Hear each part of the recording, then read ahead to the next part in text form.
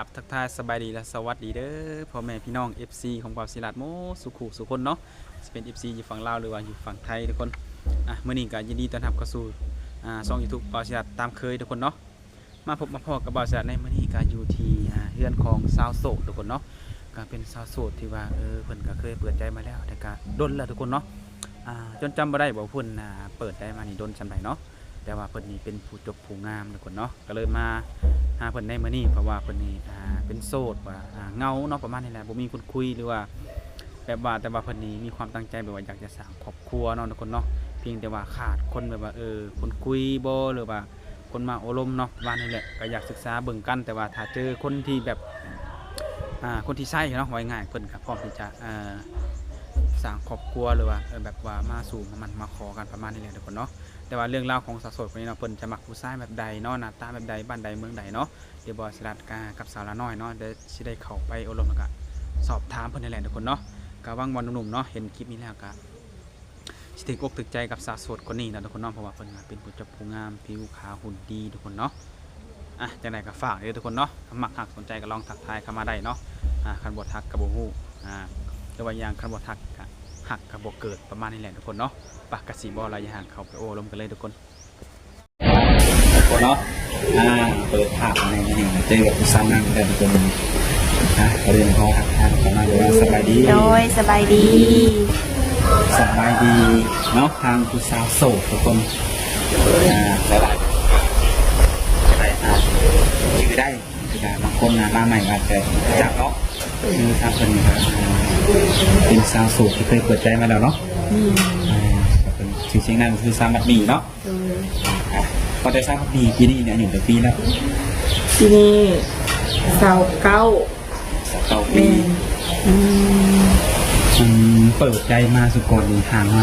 ปัจจุบันได้จากเดือนจากปีกระโดดเติบแล้วบ่จื้อแต่ว่าอยู่แต่ว่าโดดนั่นครับเป็นปีพุ่นแล้วเนาะเป็นได้คือว่าโสดผู้คนนี้เป็นอะไรก็โสดบางเทื่อก็ลมกันบางคนมันบ่เข้าใจกันนะบางคนก็อยู่ไกลกันแล้วบ่เข้าใจกันเป็นก็เคยลงแบบคนอยู่ต่างประเทศอันเนี้ยนะเวลามันบ่ตรงกันแล้วก็บ่เข้าใจกันเขาก็คิดว่าเฮาก็บ่สนใจเขานี่แหละมันก็เลยไปกันบ่ได้โดยคือเวลานี่มันบ่ตรงกันเนาะบางทีก็ไปกับบางมือก็มีเวียกบางมือก็บ่มีนะมันก็บางทีเขาก็บ่เข้าใจเขาคิดว่าเมื่อวานนี้คือตอบได้คือโทรได้แต่มื้อนี้คือบ่ได้นะเนาะนี่กับเมื่อวานบ่คือกันได้เนาะเข้าใจก็เลยจะให้เป็นโสดเนาะที่ว่าเปิดโอกาสให้ตัวเองเนาะแต่ว่าก่อนสิเข้าสู่การเปิดใจคือเป็นโสดมาส่วนปันไหนนั่นก็โสดก็ตั้งแต่เปิดใจมาก็มีคนหลงอยู่แต่ว่าบ่ได้ตกลงแบบเป็นแฟนกันนะก็คือว่าโสดแต่ว่าก็คุยไปเรื่อยๆแบบนี้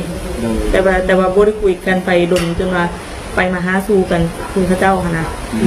มีแต่คุยกันทางโทรศัพท์แล้วก็อยู่ๆแล้วก็เงียบไปอันนี้คือเรื่องที่ผ่านมาที่เด็กในคนต้องอยู่มาเป็นโสดพอปัจจุบันนี้เนาะงานกับมีรู้คนคุยแต่ว่ามันขาดแต่ว่าความพอใจกันเนาะคือในมันนี่ออกมาเปิดใจได้สำหรับต้องเลือกอีกว่าต้องเป็นแบบคนลาวคนไทยอย่างนี้ก็บ่ได้เลือกคนนั้นก็ได้พอแต่แบบเราเข้าใจกันแล้วก็พอในเรื่องอายุของเพิ่นได้ซะ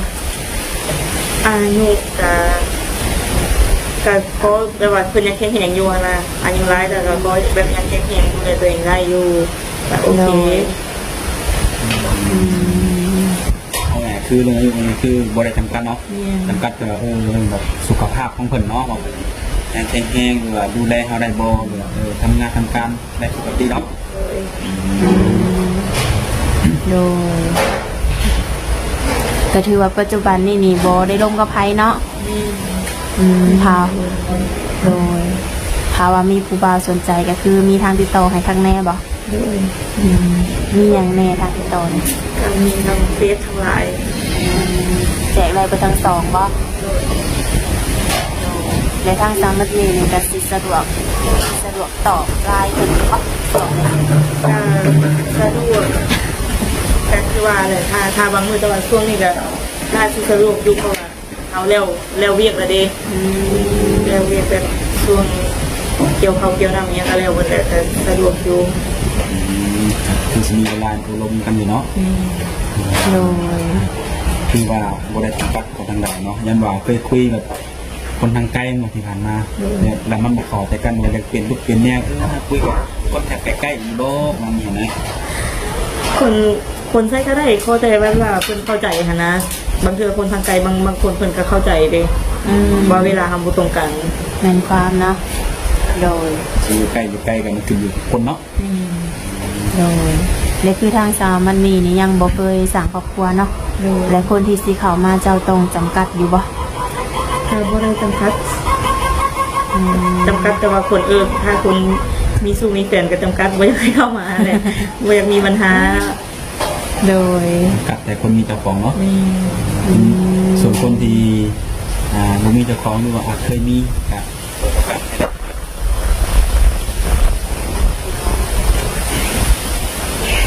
สเปคได้ซะสเปคของสามีเป็นแบบไหน สเปคก็บ่ได้มีหลายเลยเพราะว่าคนแบบว่า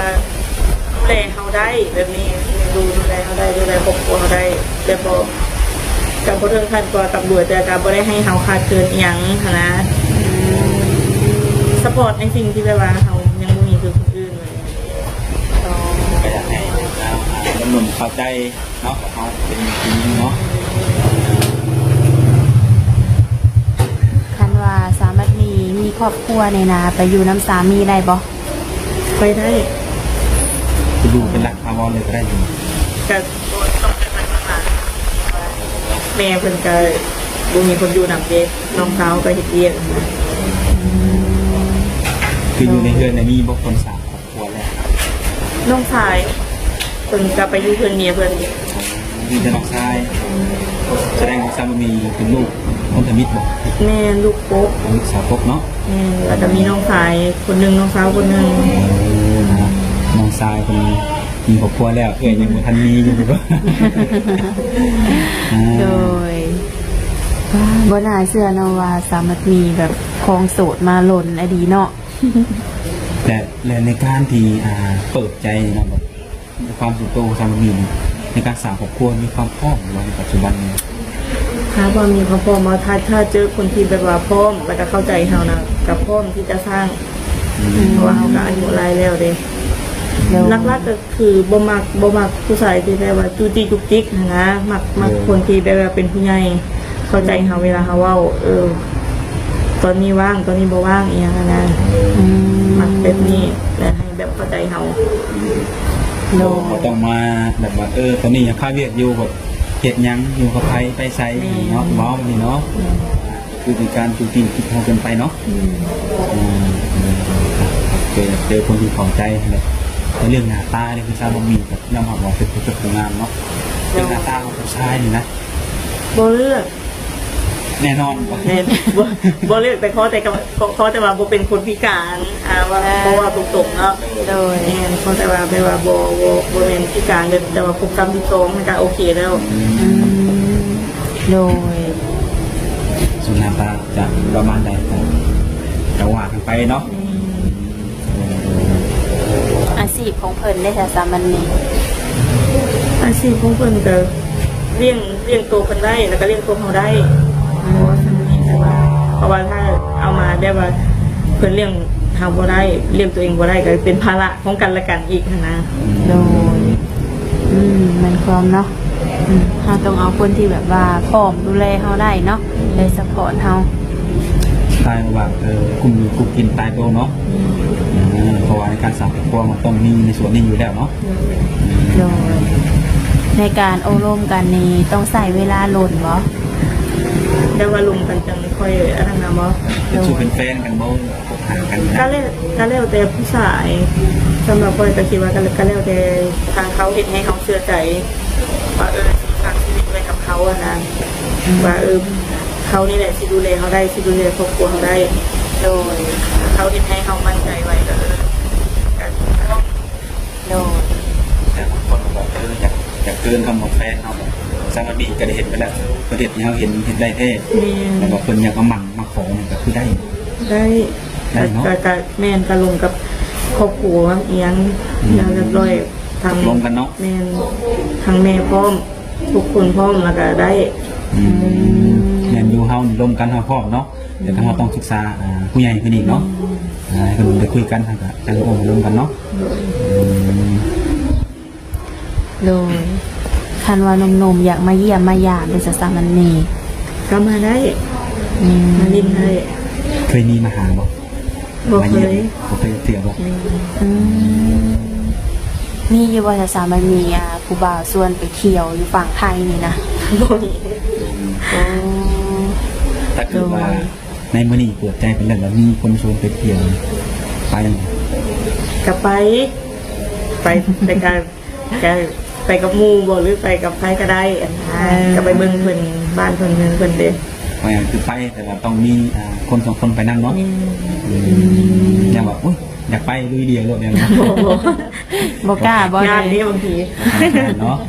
แม่ดูครั้งแรกเนาะการที่เรารู้จักกันนี่ก็ยังเหมือนกับหมู่บ่หรือคนในเฮือนบ่เนาะ นี่ ไปนั่ง โดยต่อให้เป็นพ่อห้างเขาหมายกับบ่ติบ่สามี บ่ติ อืมมีลูกหลายคนก็บ่เป็นหยังบ่ ก็บ่เป็นหยังค่ะยังครอบครัวเพิ่นพร้อมมานะลูกเต้าเพิ่นพร้อม อืม ก็บ่เป็นหยังครับได้ แต่ว่าถ้าคนมีลูกก็ให้เพิ่นปรึกษากับลูกเพิ่นเนาะ นี่ ถ้าลูกเพิ่นนี่ในตัวอย่างพอมันกับคนนี้ลูกโอเคบ่จังซี่เนาะ โดย พี่ชายมีเพิ่นก็บ่มีปัญหาเรื่องคนมีลูกเนาะ โดยแม่ก็ถือว่ามาถ่ายทำเนาะมาเปิดใจอีกรอบหนึ่งเนาะสามันมีเนาะก็หวังว่าสิเจอเนื้อคู่เนาะรอบนี้สิเจอคนเขาอกเข้าใจสามันมี โดย เป็นยังไงหลังจากเก็บเกี่ยวเขาแล้วนี่มีงานแบบวางแผนสิไปเฮ็ดเลย ก็ยังบ่ฮู้เพราะว่าแม่เพิ่นยังสิไปอยู่นะแล้วบ่มีคนอยู่เฮือนเด้น้องสาวเพิ่นก็เฮ็ดงานนี่คอนอยู่น่ะบ่มีคนแบบเบิ่งหมูเบิ่งควายแล้วถ้าแม่นถ้าแม่เพิ่นบ่ไปหาเงินเพิ่นแล้วก็จังสิได้ไปนะ ต้องแม่เป็นเพจงานได้ใช่ไหม แม่เพิ่นก็ทุกมื้อนี้เพิ่นก็บ่ได้อยู่เพิ่นก็ขายเครื่องขายของเพิ่นเล่นไปส่งเครื่องส่งของเพิ่นน่ะโทรยามใดก็ไปยามนั้น เพราะอย่างทั้งแม่มันอยู่อะไรอะไรนะ ก็ประมาณ40ปลาย แม่ก็ยังสาวอยู่เลยคนแม่คือสิ่งงานเนาะคนมีประสบงานแบบนี้ โดยแม่เป็นขายหยัง แม่ขายของออนไลน์ขายพวกสาพวกครีมพวกสบู่อิหยังแหละขายเป็นขายทุกอย่างอยู่ คือว่าเก่งเนาะทางแม่กันเนาะ นี่ ของเป็นทุกคนและทางข้ามมีแผนวางไว้อยู่บ่เรื่องอนาคตนี่นะแบบถ้าเกิดสั่งครัวเสร็จเนี่ยเนาะแบบธุรกิจว่ามีรายได้เข้าในเฮือนในซ่านนะ ก็คิดอยู่คือตอนนี้ก็ได้ว่าแม่เพิ่นก็แนะนำก็อยากเฮ็ดคือแม่เพิ่นนะถ้าเฮามีถึงเพราะว่าเพิ่นก็บอกว่า คือตอนนี้แม่ค่อยก็เอามาแต่ค่อยก็ไปขายให้แล้วก็ไปกินกำไรน้ำเพิ่นเล็กๆน้อยๆนะแต่ถ้าเขามีทุนหลายก็คิดอยากเฮ็ดน้ำเพิ่นอยู่เพราะแม่มันก็ทุนบ่หลาย คือชาวมีเห็นแบบตัวอย่างเนาะว่าหารายเข่ามันหน่อยไม่หลายเนาะก็เลยถามมีเงินหรือมีงบคือจะเห็นในส่วนนี้เนาะ ต้องใช้งบประมาณหลายก็จะสามี ก็มันแล้วแต่ว่าเขาสิขายยังแน่นะแต่ของที่เขาอันนั้นก็ระดับลัก10 ล้านขึ้นไปเลย 10 ล้านกี่เอานี่มัน10 ล้านกี่แต่ตีเป็นเงินบาท2แค่นบอก บ่ฮอด20,000สำหรับบ่ฮอดเลยเนาะ แค่นบอก มีประมาณนี้ 3เหรียญนั่นเนาะตัวเหรียญเงินหมื่นก็มันก็ไปดูพื้นที่นะหลายพันเนาะแต่ตัวอะไรสำหรับพอคนบ่มีเงินก็คือว่านักหน่วงพอเติบเนาะ นี่เพราะว่าต้องไปรับซื้อนั้นซื้อนี่เนี่ยแต่ละมื้อนี่ทุกอย่างมันก็แพงเบิดอีก โดยแต่สามารถมีบ่ได้ไปดินไปเที่ยวทางไหนบ่ บ่แต่ซึ่งท่านไปก็ไปแต่ในหมู่บ้านตัวเองเลยไปลินน้ำมูแต่บ่ได้เคยแบบไปนอกไปในเมืองยังบ่เคย แบบเป็นสาวมันเคยไปอยู่ ก็ตะกี้เคยไปอยู่แต่ว่า ช่วงนี้อายุหลายมาแล้วบ่ค่อยได้ออกไป อายุได้เลยค่ะเกินวัยเขาเลยเนาะ แม่นบ่ค่อยได้ออกไปเดิน โดย อีหยังรถก็บ่มีเนี่ยเด้เลยอันรถอันขายให้น้องสายเพิ่นเพราะว่าน้องสายเพิ่นไปสู่เมียเพิ่นบ่มีรถใช้ก็เลยต้องได้ขายออกให้น้องเพิ่นแต่ก็ยังบ่ได้ซื้อใหม่ โดยแต่แสดงว่าปัจจุบันนี่บ่มีรถขี่บ่ อืม โอ้โดยไปใส่มาใส่ก็ลำบากเลยเนาะ มันก็มาหาหมู่กันหมู่มาหา หับส่งบ่ มันจะได้ทำมันหลินนะมันถามเนาะ โดยโดยกินข้าวที่ยังแล้วว่าสามอนี่ กินแล้วข้าวเที่ยงกำลังสิพากันกินตำบักหุ่ง เออ กินตำบักหุ่งนำกัน กินซุ่มกันบ่ แม่น เออซุ่มแซวเนาะตามหมู่คู่ โดย อยากถามเพิ่มๆน้องในเรื่องกับว่าผู้บ่าวน้องหรือว่าผู้ชายที่เขามาหาสนับสนุนอย่างเช่นว่าเพิ่นอาจจะมีการสูบยาบนกินเหล้ากินเบียร์นี่นะท่านมีคิดว่าในส่วนนี้ ก็นะครับส่วนในใจกับโบมักนะกับโบมักแต่ว่าถ้าเป็นความคิดว่าเพื่อนกินเพื่อสังคมแบบว่าไปสังคมออกไปน้ำมูน้ำคูอะไรต่างๆนั่นก็ได้อยู่นะแต่ว่ากินจนเกินนั่นกับบ่ได้เพราะว่าค่อยกับบ่กินเด้แบบเราเบียร์ยังค่อยกับบ่กิน โอ้ในความส่วนตัวของสามีเนี่ยโบยุ่งเกี่ยวกับนี้แล้วเนาะแต่ถ้าเกิดว่ามันหลีกเลี่ยงไม่ได้เนาะแบบคนที่มาล้มเฮาแต่ว่าเป็นเข้าใจเฮาอยู่แต่บางอย่างเจนี่กับกินอายุในการตามมาอะไร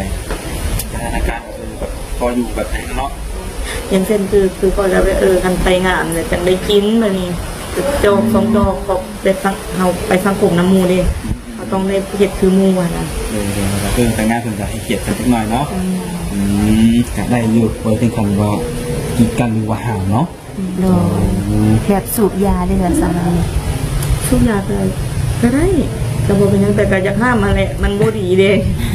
มันก็เป็นห่วงเลยเนาะ แม่ ก็พูดอยู่กับการสูบยานี่มีการทำลายข้างในเนาะในการทำลายคนห้องขังนั่น โดย แต่คือความจริงค่ะเนี่ยแต่เวลาลงกันเนาะมันก็จะมีความจำเป็นอยู่แบบเนาะบางทีก็สูบมาตั้งแต่น้อยบนตั้งแต่เป็นรุ่นเป็นฮอตเถ่ามีเนาะเป็นเลือกอะไรก็จำเป็นได้เนาะ โดยก็ถือว่าบ่มีอย่างใดเนาะมื้อนี้เนาะก็ได้มาโอมารวมกันเนาะก็โดนนานเติบก็ถือว่าได้ถามไทยหลายเติบเนาะมีแต่ว่าคำถามไหนที่ว่าทางทีมงานทางบ่ได้ถามก็ให้ทางหนุ่มๆเพิ่นมาสอบถามเอาเองเนาะ มีส่วนตัวดีกว่าเนาะจะได้ชัดเจนและรายละเอียดลายกว่านี้ โดย เนาะสำหรับสาวมีคือมีว่าโสดแน่นอน100%ทุกคน แม่น ฝากนุ่มๆทางนี้ได้ทุกคนได้มาโอ้มาลองเบิ่งระหว่างลมคนงามมันสิเป็นอะไรเนาะโอเคเนาะสีได้ขอจบคลิปไปก่อนทุกคนเด้อขอไปในมือหน้าจังหวะกันใหม่เนาะ สบายดีเด้อ